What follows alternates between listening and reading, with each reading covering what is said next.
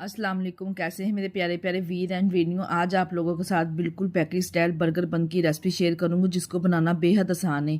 चले जी बनाना स्टार्ट करते हैं। प्यारा सा एक बोल लेंगे, इसमें नीम गर्म दूध 1 कप शामिल करेंगे। 1 टेबलस्पून मैंने इसमें ईस्ट ऐड कर दी है, खमीर यानी कि जो नान में इस्तेमाल की जाती है और बर्गर को फूलने की मदद करती है। यहाँ पर इसमें मैंने 1 टेबलस्पून चीनी, 2 टेबलस्पून हमने इसमें ऑयल शामिल कर दिया है, हाफ टी स्पून नमक और 1 चुटकी के बराबर हमने इसमें बेकिंग पाउडर ऐड करना है। बेकिंग सोडा नहीं, बेकिंग पाउडर ऐड करना है। तमाम चीज़ों को डालने के बाद अच्छे से यहाँ पे हमने इसको मिक्स करना है।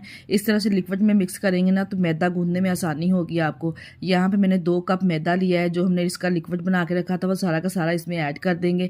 चम्मच की मदद से अच्छे से यहाँ पे हमने इसको मिक्स कर लेना है। चम्मच की मदद से अच्छे से यहाँ पे देखिए जी मैंने इस तरह से मिक्स कर लिया है।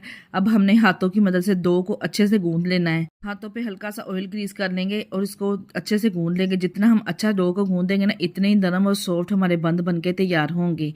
डो को अच्छे से गूंदने के बाद बोल में अच्छे से हमने ऑयल से स्प्रिंगल कर लेना है, ताकि ऑयल स्प्रिंगल करेंगे ना तो डो नीचे नहीं चिपकेगी। ये देखिए इस तरह से मैंने बोल में अच्छे से ऑयल ग्रीस कर लिया है। इसमें हम डो को रखेंगे, ऊपर से कवर करेंगे, 1 से 2 घंटे के लिए इसको राइज होने के लिए छोड़ देंगे। वैसे भी वेदर गर्मी का है तो ये जल्दी राइज हो जाएगी। यहाँ पे देखिए जी 2 घंटे के बाद चेक करेंगे, डो अच्छे से राइज हो चुकी है। इसको लेके आएंगे इस तरह से किचन काउंटर पर। इस तरह से मैंने मैदा डस्ट कर लिया है। इसको बेल लेंगे। इस तरह से बेलेंगे ना तो आपको पेड़े बनाने में आसानी होगी। बिल्कुल एक जैसे और इक्वल पेड़े बनके तैयार होंगे। जिस तरह हम रोटी का पेड़ा बनाते हैं ना, इस तरह से अच्छे से हमने इसके पेड़े तैयार कर लेंगे। यहाँ पे मैं इसको बेकिंग ओवन में तैयार करूंगी। बेकिंग ओवन में तैयार करने के लिए मैंने इस तरह से ट्रे ले लिया, इस पे ऑयल ग्रीस कर लिया। तमाम पेड़े इस पर इस तरह से रखते जाएंगे। रखने के बाद ऑयल ग्रीस करेंगे ब्रश की मदद से अच्छे से, ताकि इसके ऊपर कोई भी सिकरी वगैरह ना आए। यहाँ पे देखिए जी ऑयल ग्रीस करने के बाद हमने इसको ऊपर से कवर कर देना है। दोबारा से इसको राइज करना है। पहले हमने डो बना के राइज करनी है, फिर हमने पेड़े भी राइज करने हैं।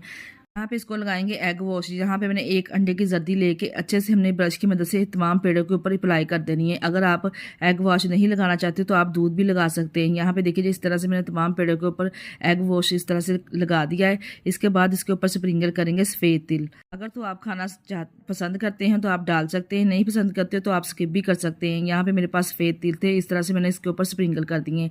यहाँ पे हम इसको बेकिंग करने के लिए ओवन में रखेंगे। मिनट पहले मैंने इसके ऊपर हीट कर लिया था। 15 मिनट के लिए मैंने बेकिंग ओवन में इसको बेक कर लिया और माशाल्लाह से आप चेक करें कितने नरम और सॉफ्ट हमारे जालीदार बर्गर बन के तैयार हुए हैं।